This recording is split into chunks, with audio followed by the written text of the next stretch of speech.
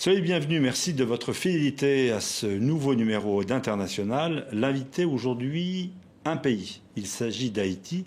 Le président de la République d'Haïti est sur le plateau d'International. Michel Martelly, merci d'avoir accepté notre invitation. Beaucoup de questions à vous poser sur l'île, sur son état 5 ans après, sur la situation politique, culturelle, économique de l'île. Et j'aurai le plaisir de vous interroger en compagnie de Sophie Malibaud de Radio France Internationale et de Claude Paranagua du quotidien Le Monde. Peut-être peut-on revoir quelques-unes des images avant de vous entendre, Monsieur le Président, sur ce qui se produisait il y a 5 ans, émotion internationale, et on a le sentiment que depuis, d'une certaine façon, eh bien, Haïti ne fait plus la une des journaux. Est-ce à dire que vous avez moins besoin d'aide internationale? Retour sur ce séisme. Il est 16h53, ce 12 janvier 2010, une fin de journée normale à Port-au-Prince, quand soudain...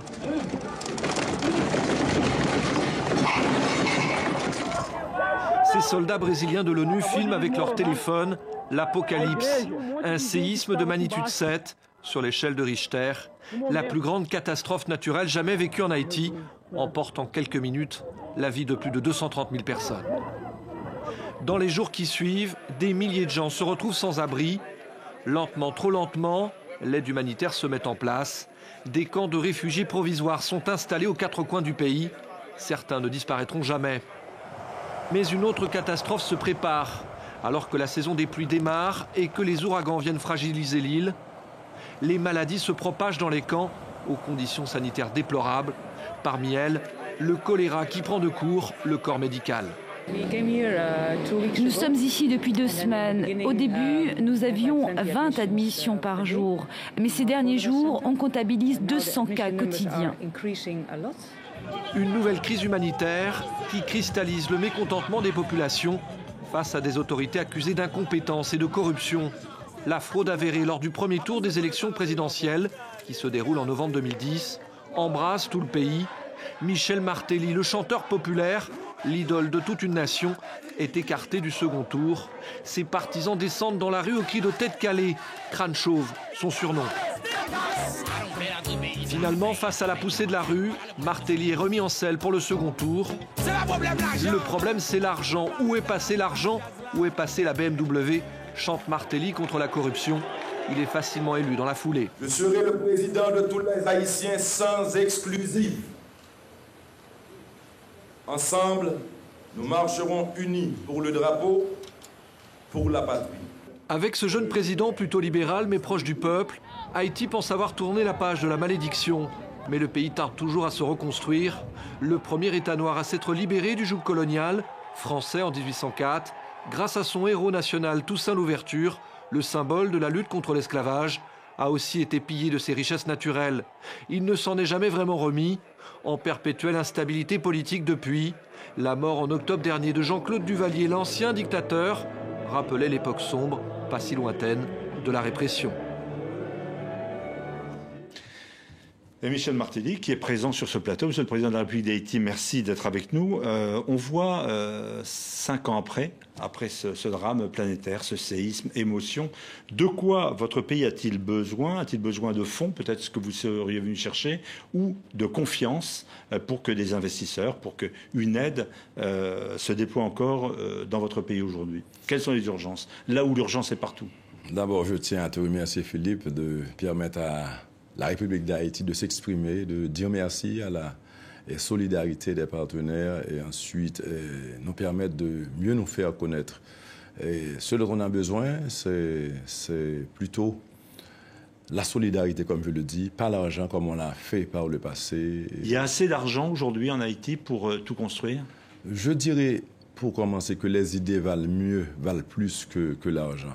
Déjà, le fait, la mauvaise gouvernance nous prive de bonne gestion d'argent. Donc, ce n'est pas l'argent, c'est la capacité, c'est le sérieux, ce sont les projets, les idées. Donc, c'est pour ça qu'on ne demande pas de l'argent, qu'on propose un partenariat, on offre des opportunités, un joint venture pour que ensemble on puisse arriver à faire ce travail. Mais les infrastructures font toujours défaut. Il y a des villages de tentes, il y a des baraquements. C'est toujours la réalité de votre pays? C'est pas totalement vrai parce qu'au niveau des tentes, par exemple, arrivé à la présidence, on avait 1 500 000 gens qui vivaient dans les rues. Aujourd'hui, on en a moins que 40 000. Ça veut dire que 95% de ces gens ont été relogés. Certainement, 40 000, c'est beaucoup. Mais il faut comparer ce qui a été fait par rapport à ce qui reste. Et on continue. Et je souhaite que d'ici la fin de mon mandat, il n'y aura plus de gens à vivre sous cette tente. Vous voulez dire que... Sophie Malibaud, RFI. Vous voulez dire qu'en l'état actuel, votre pays ne peut pas absorber l'aide qui a été promise au moment du séisme? De l'aide qui a été promise, on en a reçu à peu près qu'un tiers, à peu près 4 milliards sur 12 milliards de promis. Et en plus de ça, aujourd'hui, on n'a rien à montrer pour ces 4 milliards parce que n'ayant pas la culture du tremblement de terre, n'ayant pas un plan pour répondre à cette catastrophe, on a utilisé, les ONG, les partenaires, ils ont utilisé cette somme pour nous aider à survivre. C'était une question de nourriture gratuite, d'eau gratuite, de grands bateaux qui sont venus et qui ont sauvé des vies. Mais c'est après qu'on a reçu la facture. Donc tout ça est rentré dans ces 4 milliards. Aujourd'hui, il y a un bâtiment qui a été bâti qui a été construit avec ces fonds. Donc c'est pour vous dire que ça nous a fait quoi? On s'est dit, bon, la reconstruction n'a pas vraiment commencé et on ne peut pas dépendre tout le temps de l'aide. Donc il va falloir qu'on change de mentalité. Et c'est pour ça que depuis l'époque de la campagne, je disais, avant de savoir comment ça allait se passer, que la reconstruction n'avait pas seulement à voir avec les bâtisses, les routes, tout ça, les édifices, c'est surtout la mentalité. Il faut rebâtir l'homme haïtien, l'âme haïtienne. Michel Martelly, il y a un terme qui est né de cette situation, c'est le terme ONGisation. Ce qui veut dire que les ONG font leur boulot parcellaire, mais qu'il n'y a pas une vision, un appareil d'État qui structurait tout ça, qui construirait, au fond, les axes importants. Faillite d'un État, les ONG font au mieux. Est-ce que votre État, aujourd'hui, est à la hauteur de la situation? Les partenaires, par le passé, ont préféré utiliser les canaux des ONG pour construire, pour aider Haïti. C'est une défiance de l'État? Certainement, basée sur le fait que l'État était corrompu par le passé. Et jusqu'à présent, puisque la corruption aussi, c'est une mentalité. Quand c'est partout, c'est difficile à atteindre. C'est pas écrit sur le visage de quelqu'un qu'il est corrompu. C'est quand on le découvre qu'on peut agir. Elle existe encore, la corruption, aujourd'hui, dans votre pays? Certainement, certainement. Et elle existe un peu partout, la corruption. Il s'agit d'identifier les corrompus. Il s'agit de faire comme on le fait, passer des lois sur la corruption, sur le blanchiment, et renforcer les unités qui luttent contre la corruption, renforcer la justice, la police, pour que les corrompus soient punis et pour les décourager et gouverner par exemple aussi. Justement, donc il n'y a toujours pas d'armée dans votre pays, il y a encore des forces onusiennes, la MINUSTAH. Jusque quand est-ce que vous estimez que ces forces onusiennes doivent être présentes sur le terrain? Il est prévu que ces forces s'en aillent d'ici, commencent un retrait graduel d'ici juin 2015. Mais question de préserver les acquis de ces 10 dernières années, puisque ça fait quand même 10 ans que ces forces sont là. J'ai proposé au secrétaire général Ban Ki-moon d'attendre les élections présidentielles qui auront lieu d'ici novembre pour s'assurer qu'en cas de chaos, puisque pour certains, c'est le chaos qui devrait régner pour qu'eux, ils aient une chance. Pour vous, quelles sont les conditions? Quelles conditions devraient être remplies pour que Haïti assume sa sécurité? Nous sommes en train de faire notre boulot. Premièrement, nous renforçons la PNH. Chaque année... C'est-à-dire la police nationale d'Haïti. Chaque année, plus de 1500 nouveaux officiers sortent de l'académie. Et d'une part, et d'autre part, nous avons pu convaincre les partenaires d'Haïti à travers la Junte interaméricaine de défense, la JID, une instance de l'OEA, pour qu'elle nous aide à monter notre livre blanc qui constitue la doctrine, l'essentiel d'une force de défense qui soit crédible pour que nous ayons une force parallèle à cette police qui jouerait, complémentaire à cette police qui jouerait le rôle que joue aujourd'hui la MINUSTAH. Paolo Paranagua, Le Monde. Changer les mentalités, certes, mais on a l'impression qu'il faut aussi reconstruire les institutions. Or, depuis que vous avez été élu dans des conditions un peu controversées, il n'y a plus eu d'élections en Haïti. Comment Est-ce que les citoyens peuvent choisir, peuvent s'exprimer si les élections législatives ont été ajournées? Bon, Des expliquez-vous cette manifestations de rue situation? actuellement. D'abord, pour parler de renforcer l'institution, je suis le seul à le faire. Arrivé au pouvoir, la Cour de cassation avait 12 juges. Sur 12 juges, il y en avait 6, ce qui rendait la Cour dysfonctionnelle. J'en ai nommé les 6 autres. Et aujourd'hui, à cause d'un décès, ils sont 12. Donc aujourd'hui, cette Cour est fonctionnelle.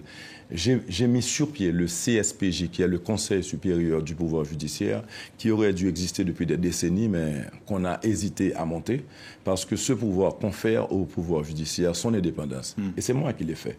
J'ai mis sur pied... L'indépendance de la justice, elle est aujourd'hui toujours contestée. Bon, entre le dire et le faire, il y a toujours une différence. La chose, c'est que l'institution existe. Maintenant, tout ça, c'est un apprentissage, comme la démocratie. Ça va prendre du temps. Aujourd'hui, ça va prendre combien de temps encore pour des élections? Parce que c'est ça que les gens Est-ce que réclament vous avez dans un la rue calendrier aujourd'hui. pour les élections? laissez-moi vous dire, je suis à mon 5e conseil électoral. Un conseil électoral, il fait quoi? Il fait les élections. Premièrement, j'ai mis sur pied le conseil électoral permanent, qui aurait dû exister depuis 1987. L'opposition a forcé que je me rétracte. Pourquoi? Parce que pour qu'ils aillent aux élections, il fallait que je me rétracte. Ils ne veulent pas du conseil électoral permanent, qui est une institution prévue par la Constitution. Donc j'ai accepté parce qu'il fallait aller aux élections. Après avoir accepté, maintenant, quand ils ont vu, ils ne pensaient pas que j'allais accepter, quand ils ont vu que j'ai accepté, maintenant ils me disent, il faut changer les membres. Je dis, pas de problème, on change les membres. J'ai changé les membres. Non, il faut une autre institution. La dénomination n'est pas bonne. J'accepte, on change la dénomination. Et puis je suis à mon 5e. Vous êtes en train de dire que ce n'est pas votre responsabilité si les élections ne se tiennent pas en Haïti. Permettez, l'État haïtien est composé de 3 pouvoirs. Il y a l'exécutif, le judiciaire et le législatif. L'exécutif s'assure de la bonne marche des institutions et décaisse les fonds, et crée l'ambiance.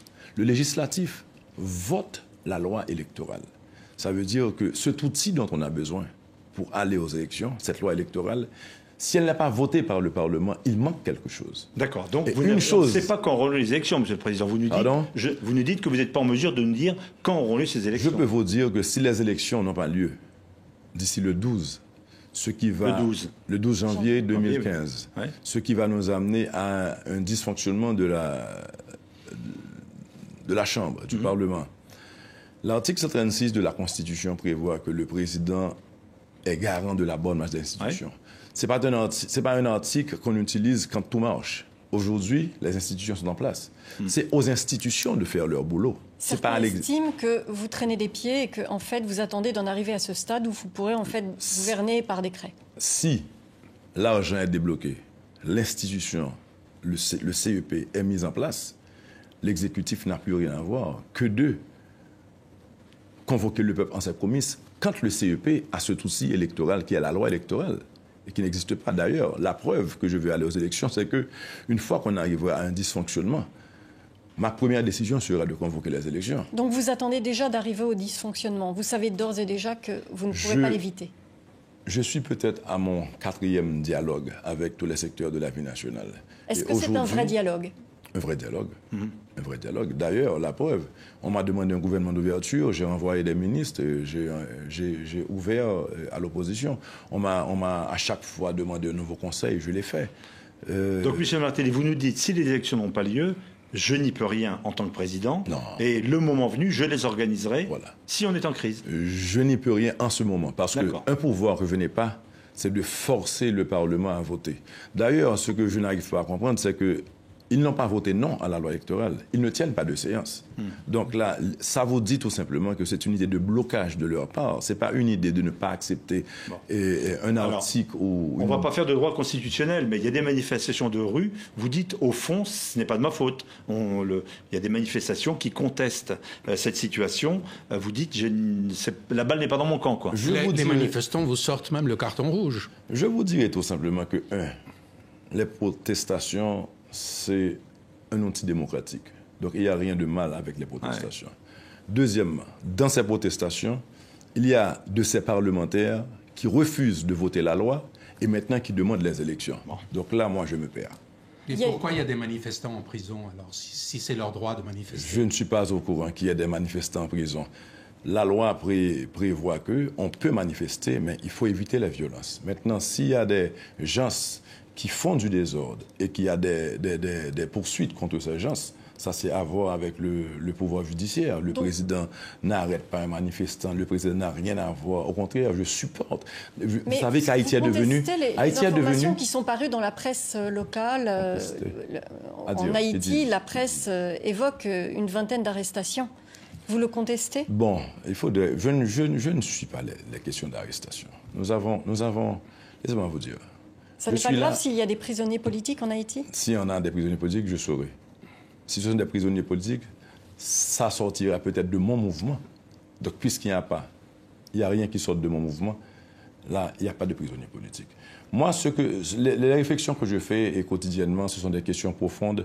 L'état de droit, par exemple, c'est aussi le droit pour l'enfant d'aller à l'école. Et c'est ce que je fais. Arrivé à la présidence, 85% des écoles étaient des écoles privées. Aujourd'hui, grâce à mon programme d'éducation gratuite et universelle, 1,7 million d'enfants sont à l'école gratuitement. Dans un pays pauvre comme Haïti, le transport de ces enfants à l'école est gratuit aujourd'hui. Donc c'est ça les vrais problèmes. Parce que quand j'ai parlé de reconstruire Haïti, c'est reconstruire l'homme haïtien, la mentalité haïtienne. Maintenant, s'il y a des gens qui font du désordre, il faut pas confondre l'anarchie et la démocratie. On n'a fait que détruire. Et c'est ce qui fait que Haïti soit dans cet état aujourd'hui. Et il faut prendre du temps pour réfléchir et se dire, au moins, il faut protéger ce qu'on a. Monsieur le Président Martelly, si jamais la situation dégénère dans la rue, est-ce que tous ces efforts que vous fournissez sur le terrain de la santé, de l'éducation, ne risquent pas d'être remis à néant? Une protestation dans la rue, même si elle est hebdomadaire, quand il s'agit de 500 personnes, quand il s'agit de 1000 personnes, ça ne représente pas une population. Tout comme avoir été élu à 67%, ça voulait dire tout simplement qu'il y avait au moins 30% de la population qui ne supportait pas le président. C'est pas l'image d'une démocratie en panne en Haïti aujourd'hui, face à cette situation? Mais la démocratie, on l'avale pas en un jour. On est passé d'un système dictatorial à la démocratie en une nuit, sans un apprentissage, vous savez, et les Haïtiens ont confondu la démocratie avec l'anarchie. On a tout détruit après. Un pays qui n'a pas les moyens pour se construire, et à chaque fois qu'on renverse un président, à chaque fois qu'un président s'en va, on écrase. Quand est-ce qu'on va commencer à... Mais pourquoi est-ce qu'il y a eu cette tradition de gouvernance aussi terrible, presque dictatoriale? Quand on revisite ces dernières décennies, il n'y a pas une gouvernance dont on peut se dire elle répond à un certain nombre de critères de loyauté, de respect de sa population. On ne va pas reparler des Duvalier ou d'autres, ou de Titide, mais il y a quand même une situation très complexe. Je dirais que nous faisons la différence. Aujourd'hui, Haïti est classé 47e après les États-Unis dans les questions de liberté de presse. Ça veut dire beaucoup pour moi. Et je dois vous dire que c'est parce que je suis victime et que je l'accepte. Parce que je comprends que la liberté de presse, c'est un outil de la démocratie. Et je veux le préserver. Maintenant, Jean-Claude Duvalier est décédé, mais est-ce que vous n'avez pas envoyé un message assez peu clair sur ce personnage qui a quand même été responsable... Il n'a pas été jugé, il n'aura jamais été jugé. ...de violation des droits de l'homme. Il est décédé de sa belle mort. Voilà, il n'a pas été jugé. Il y a toujours des plaintes. Est-ce que les plaintes vont pouvoir... Est-ce que la justice va continuer son travail? Le président n'a pas été jugé. Le président Martelly ne juge pas. Donc là, il faut voir avec la justice. Une institution qui, elle aussi, est faible. Il faut l'admettre. Les institutions sont faibles en Haïti. Et c'est ce que nous faisons. Nous sommes en train de les renforcer. Et plusieurs gens ont tenté de m'influencer pour me dire il faut le juger. Mais déjà, me demander ça, c'est me demander de m'ingérer dans les questions de justice. Vous savez, c'est à la justice de faire son travail. Là, maintenant, le président est décédé et on me dit qu'il n'a pas été jugé. Ben, c'était pas à moi de le juger. On me dit que... Est-ce que vous comprenez le sentiment des victimes? Est-ce que vous comprenez que les victimes ont besoin de vérité et de justice? Est-ce que vous pensez que du point de vue de la réconciliation de la société avec son histoire, juger Duvalier aurait été important? Certainement, c'était à la justice de le faire. Et c'est pour ça que, président de la République, même quand l'institution, la présidence, reconnaît que c'est un président qui est mort, on n'a pas fait de funérailles officielles parce que Duvalier en lui-même, c'est un sujet qui divise les Haïtiens. Aujourd'hui, pour nous, l'idée, c'est de réconcilier les Haïtiens, qu'on s'unisse pour rebâtir notre pays. Merci Michel Martelly. Nous avons une courte pause d'actualité. On vous retrouve dans exactement 1 minute 30.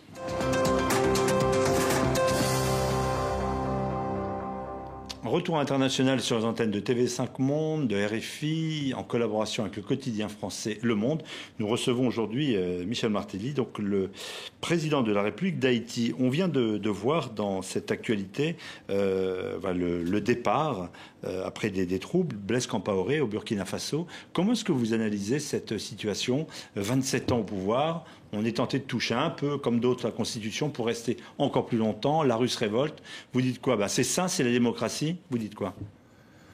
La démocratie dans la mesure que la Constitution prévoit le renouvellement du mandat. Maintenant, quand on fait abus... Ce qui n'était pas le cas au Burkina Faso. Il fallait changer la Constitution. Donc, je peux dire tout simplement que le président, semble-t-il, aurait mal calculé. Parce que même quand on aurait tendance à le faire, il faudrait s'assurer du support de la population. Parce que c'est la voix de la population qui passe. Même quand on dit constitution, c'est le peuple sur la constitution. C'est à partir de la volonté du peuple.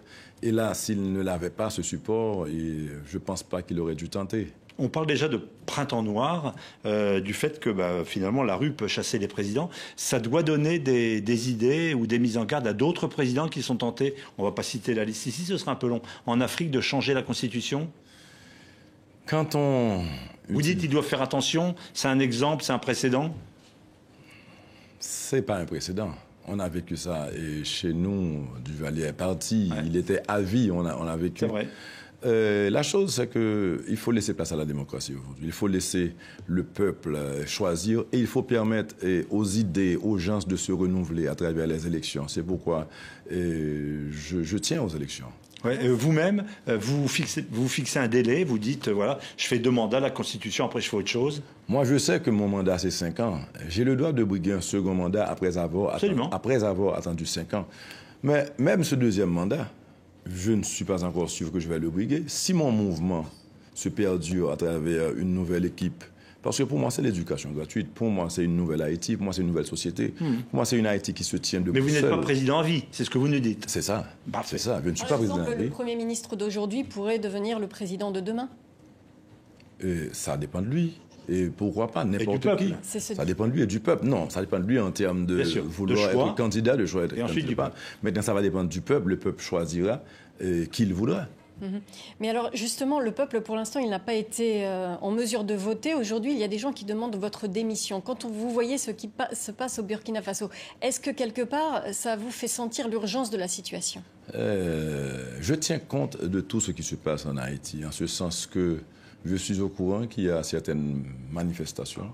Je suis aussi au courant que ce sont des gens de l'opposition qui exercent une pression sur un pouvoir que je dirais aujourd'hui être très confiant qui jouit de la confiance du peuple. Pas plus tard que samedi soir, jusqu'à 1h du matin, on organise ce qu'on appelle le gouvernement Lacayo, où l'État se déplace, pas l'État, le gouvernement se déplace, tous les ministres, le Premier ministre, le Président.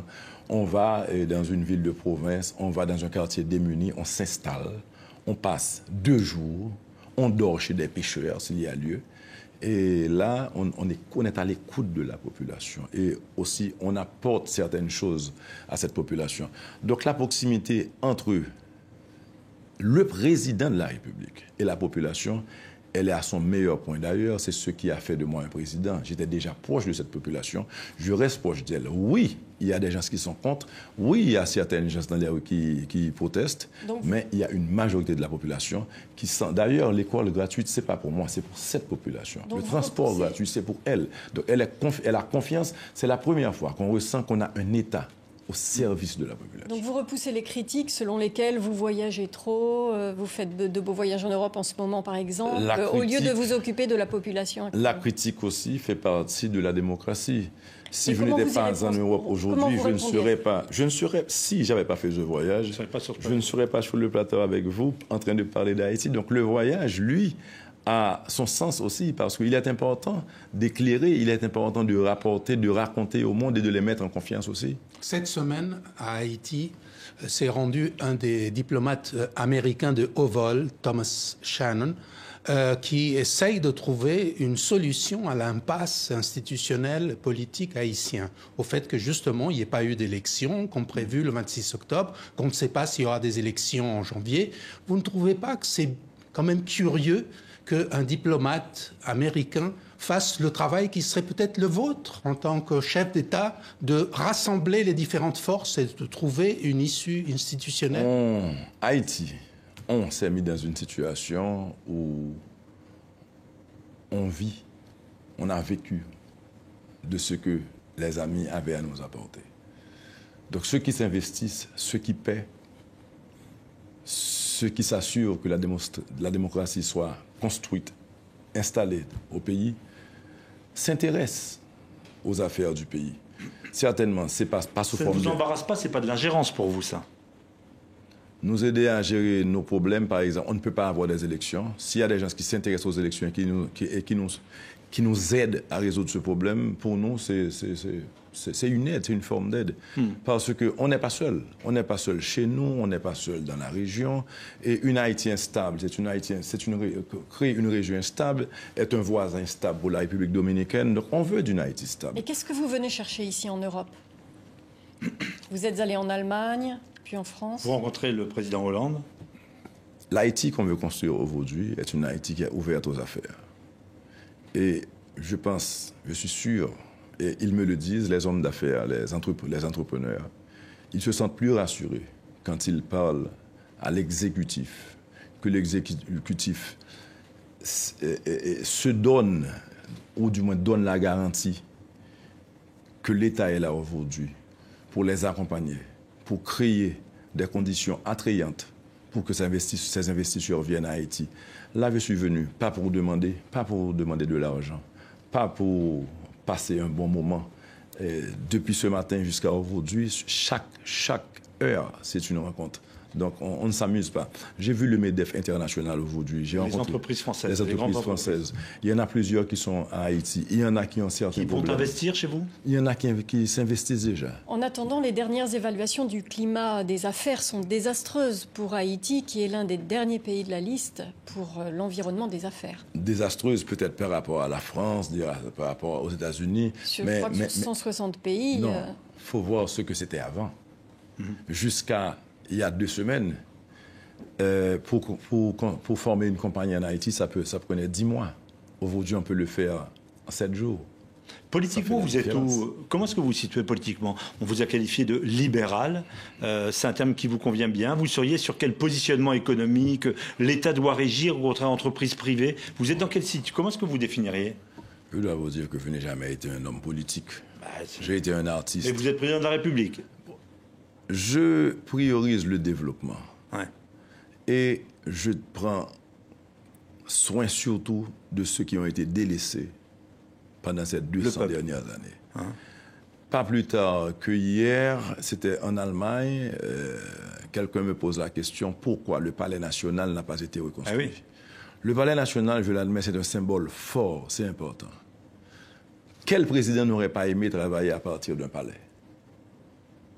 Mais ce n'est pas l'urgence pour vous? L'urgence, c'est cette population qui ne sait pas, ne comprend même pas ce que ça veut dire quarantaine, être mise en quarantaine. Si on a l'Ebola aujourd'hui en Haïti, qu'est-ce qu'on va faire? Parce que la question... Vous redoutez, par exemple, une épidémie, vous avez eu le choléra, Ebola peut se produire? Culturellement, nous avons aussi des problèmes. En Haïti, celui ou celle qui est malade, et parfois pense qu'il est mangé par le diable. Alors qu'on peut guérir l'Ebola, on peut guérir le choléra, mais culturellement, ils n'iront pas se faire soigner pensant que c'est une affaire diabolique. Donc là, il y a des choses à faire.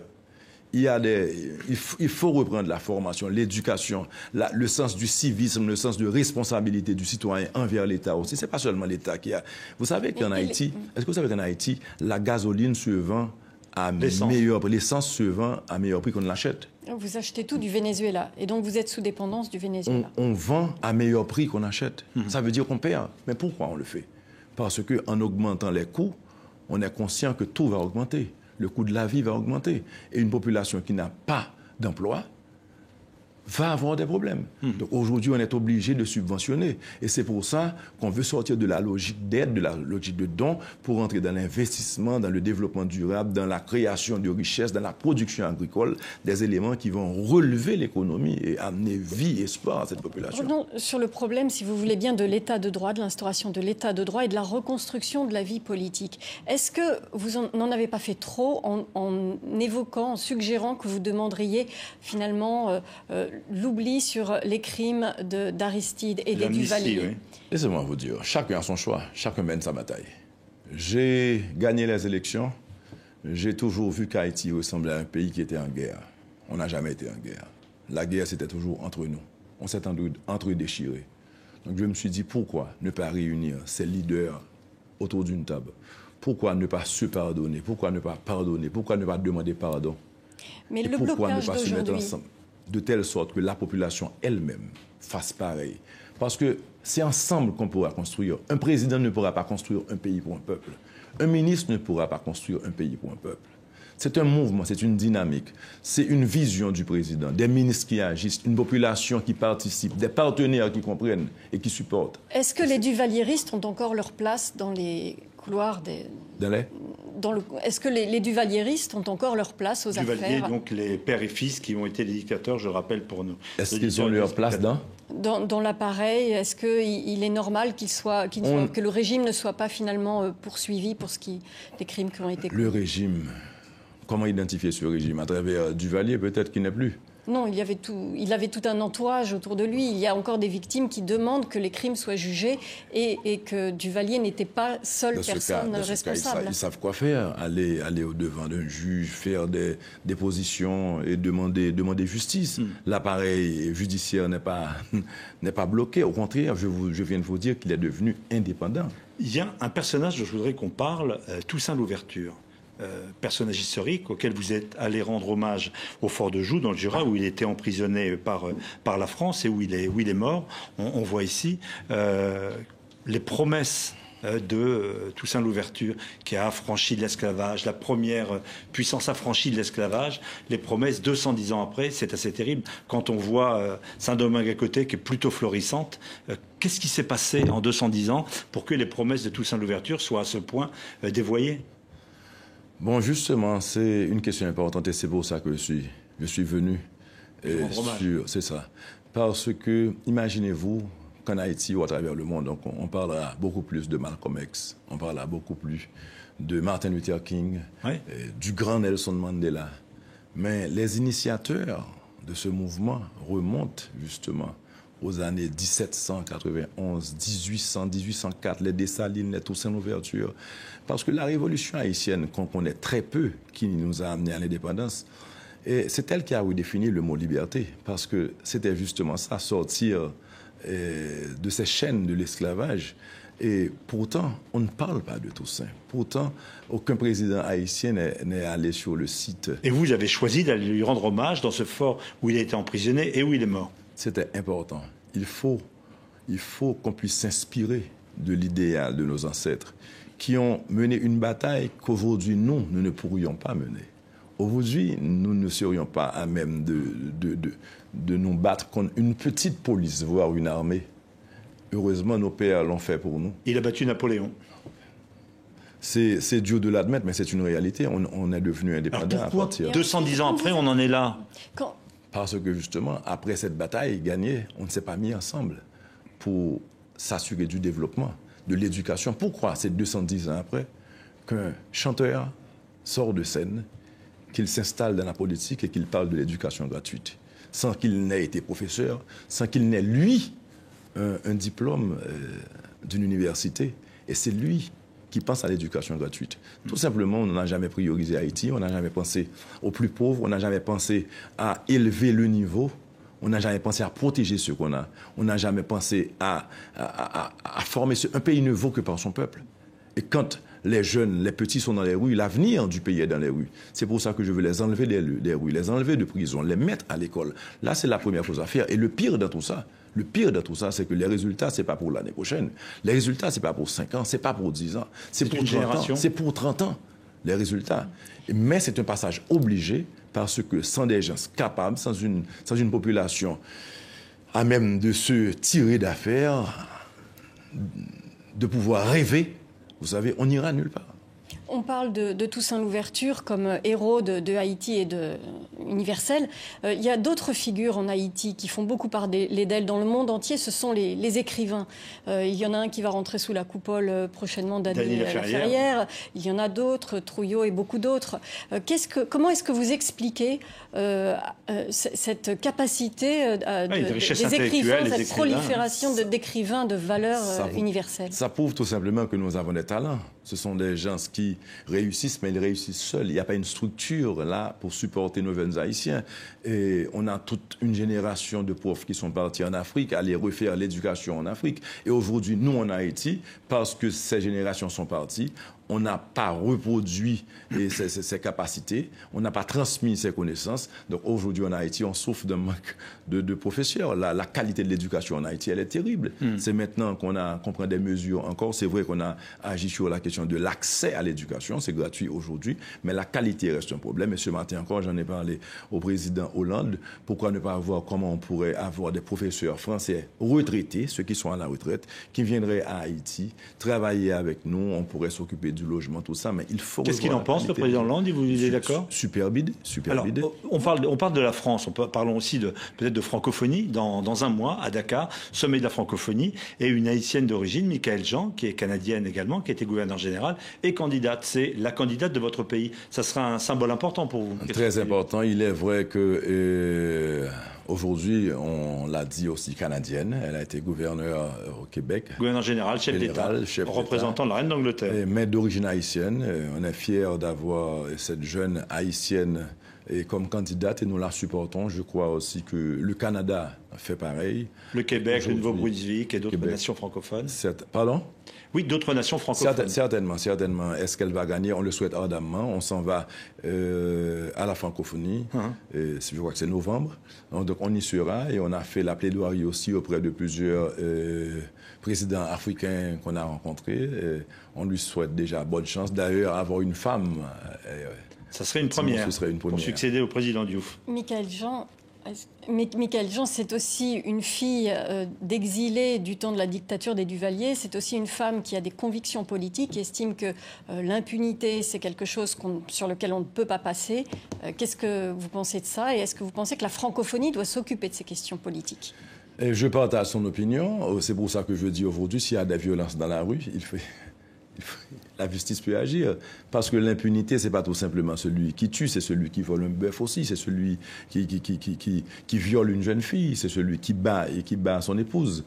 Ils doivent être pris en compte par la justice. Et ça aussi, c'est l'impunité. Et j'appuie la position de Mme Michaëlle Jean. C'est pour ça que, sur la question des femmes particulièrement, aujourd'hui, quoique la Constitution impose un taux de 30% de femmes dans les affaires de l'État, on est à 44%. C'est pour ça qu'on a mis sur pied la question de la maison des femmes. Quand les femmes sont violées ou battues, elles ont un endroit où aller et faire une déposition et être prises en compte. Donc, on s'occupe de ce genre de questions. Est-ce que cette diaspora haïtienne, si nombreuse, pas seulement en France, mais aussi en Amérique du Nord, est-ce qu'elle est uniquement un handicap, une fuite de cerveau, ou est-ce que c'est aussi un atout pour Haïti?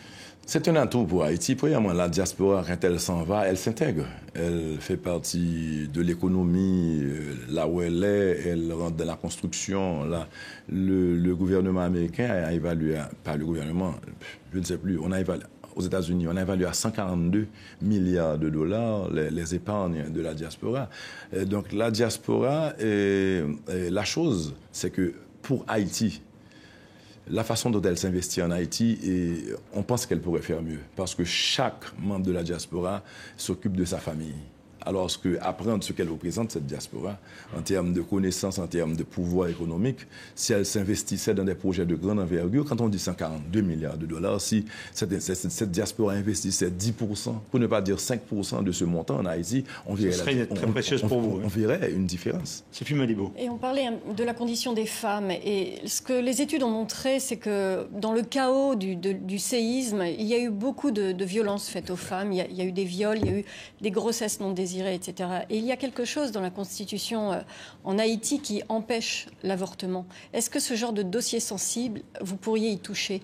Parce qu'il y a des avortements clandestins qui se pratiquent dans des conditions exécrables. Certainement. Le dossier est sensible, mais il y a plusieurs façons de l'aborder. Faire un recensement en Haïti, c'est difficile. Donc, vous dire qu'on pourrait même savoir où se fait un avortement, ça peut aussi être difficile. Par contre, quand on a vu l'état des camps, quand on a compris que ces camps étaient aussi des refuges pour des bandits, pour des gens qui s'adonnaient à violer des femmes, on s'est défait de ces camps. On s'est arrangé pour construire certaines maisons, on s'est arrangé pour réaménager celles qui étaient pas détruites, mais endommagées. Vous savez, et on a loué des espaces pour des gens pour faire en sorte que ces camps n'existent plus. Donc on a traité le problème en amont. Vous savez, on a... Mais l'avortement reste une question taboue?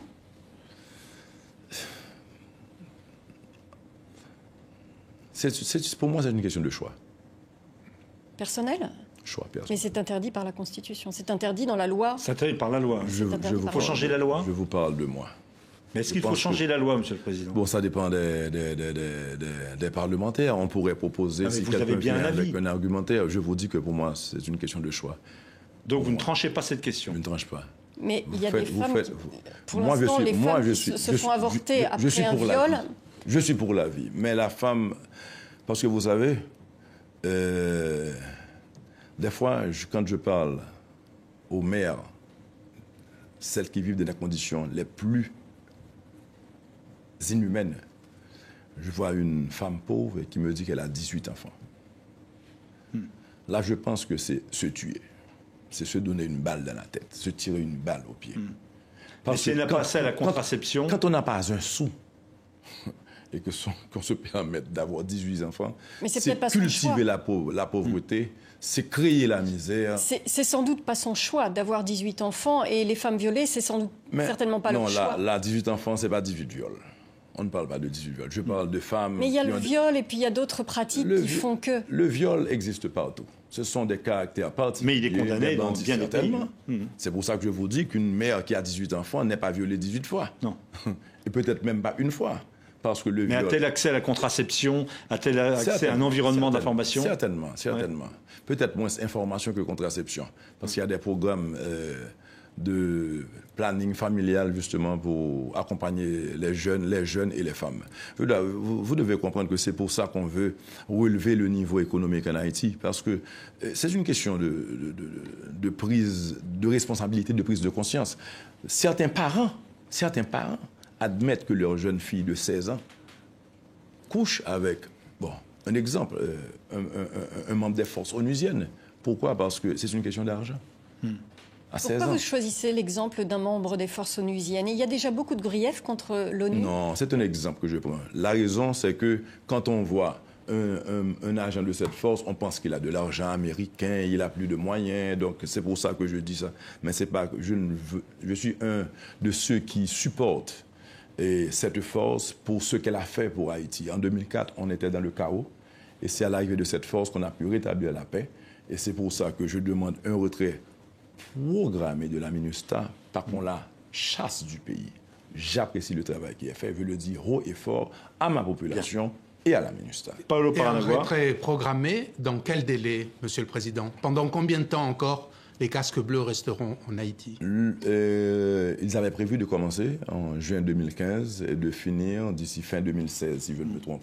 Mais certainement, il y aura peut-être quand même certaines groupuscules qui resteront, les petits groupes qui resteront pour regarder, gérer, s'assurer que ça soit bon. Mais en gros, les forces militaires et les forces de police s'en iront.